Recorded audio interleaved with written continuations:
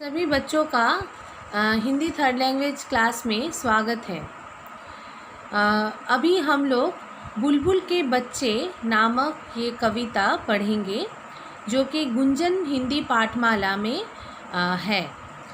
सभी बच्चों देखो पेज नंबर 72, वहाँ पर ये बुलबुल के बच्चे नामक ये जो कहानी है अब हम सभी इस वीडियो के माध्यम से पढ़ेंगे।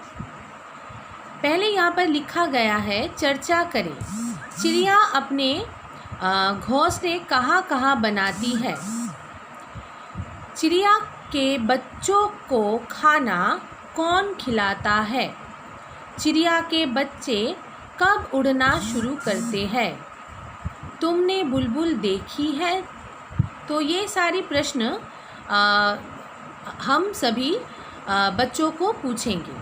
तो कैसे हम लोग पहले ये जो गद्यांश है, ये जो कहानी है, ये पूरे बुलबुल के बच्चे नामक ये कहानी है। ये बुलबुल के बच्चे को लेकर ये कहानी लिखी गई है।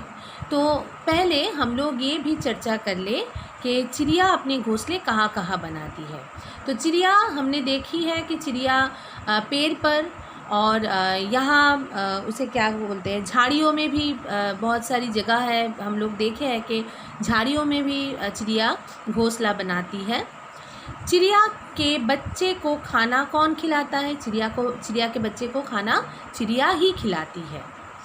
माँ चिड़िया जो है वो ही खिलाती है। चिड़िया के बच्चे कब उड़ना शुरू करते हैं। जब वो थोड़े से बड़े हो जाते हैं, जब उसके पंख निकल आता है, तभी वो उड़ना भी शुरू कर देता है। तुमने बुलबुल देखी है। तो ये प्रश्न तो स्टूडेंट्स के पास ही जाएगा कि तुमने बुलबुल देखी है या नहीं। तो जो कोई बच्चा बुलबुल देखा है तो उसके लिए तो हाँ ही है, और जो देखना नहीं है तो वो ना ही लिखेगा। सभी चिड़िया स्वतंत्र रहना चाहती है। तो देखो यहाँ पर एक लाइन है, वहाँ ब्लू कलर का लाइन है, वो अभी हम पढ़ेंगे। सभी चिड़िया स्वतंत्र रहना चाहती है। स्वतंत्र का मतलब क्या है। स्वतंत्र का मतलब है अपने आप खुद अपने इच्छा से रहना, यानी कि फ्री रहना। ठीक है। तो सभी चिड़िया स्वतंत्र रहना चाहती है। आज हम बुलबुल के बारे में जानते हैं वे कैसी होती है। तो अभी हम लोग ऐसी एक पक्षी जो है, चिड़िया जो है, उसका नाम है बुलबुल, उसके बारे में हम जानेंगे। रीचा और मधुर के घर के पीछे एक बगीचा था। तो देखो रीचा और मधुर दोनों बच्चे, उसके घर के जो पीछे जो था, वो घर के पीछे एक बगीचा भी था। उस बगीचे में आम, आड़ू, नीम और अमरूद के कुछ वृक्ष थे। तो वहाँ पर उस बगीचे में क्या क्या था। आम थे, आड़ू थे और नीम और अमरूद। अमरूद का मतलब है, हम लोग जिसे गुआवा कहते हैं, वो होता है अमरूद। और आड़ू वैसे एक फल है, थोड़ा सा सावर उसका टेस्ट आता है। तो वो आम है, आड़ू है, और नीम और अमरूद के कुछ वृक्ष भी वहाँ पर थे।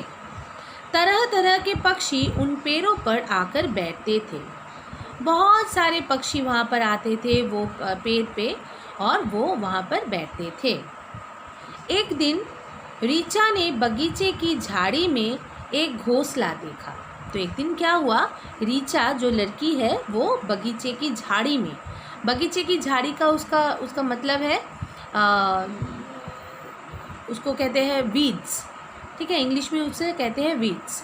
तो वहाँ पर एक घोंसला देखा। किसने देखा। रीचा ने देखा।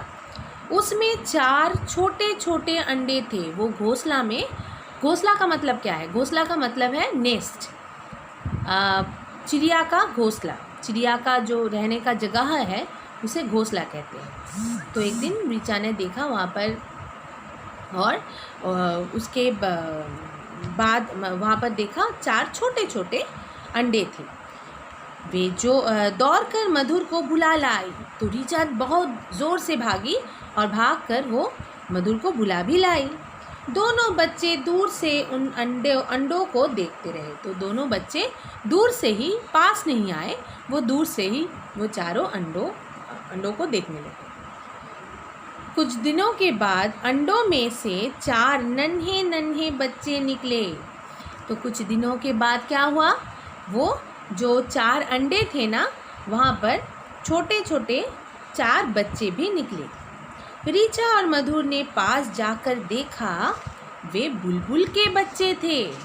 तो ऋचा और मधुर जो है वो अंडों के पास वो वहाँ पर जाकर देखा कि वो बुलबुल पक्षी यानी कि बुलबुल जो चिड़िया है उसका अंडा था। न तो उनके पंख थे और न ही वे बोल सकते थे। वो चिड़िया जो थे वो बोल भी नहीं सकते, ऐसे चिड़िया कोई भी बोलते नहीं, लेकिन वो चीची चूचू वैसे कहते हैं।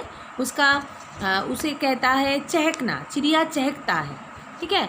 तो वो चहक भी नहीं रहा था, सिर्फ क्या कर रहा था, वो वैसे ही बैठा था वहाँ पर। उसके पंख भी नहीं थे, वो उड़ भी नहीं पा रहा था और वो बोल भी नहीं सकते थे कुछ, ठीक है।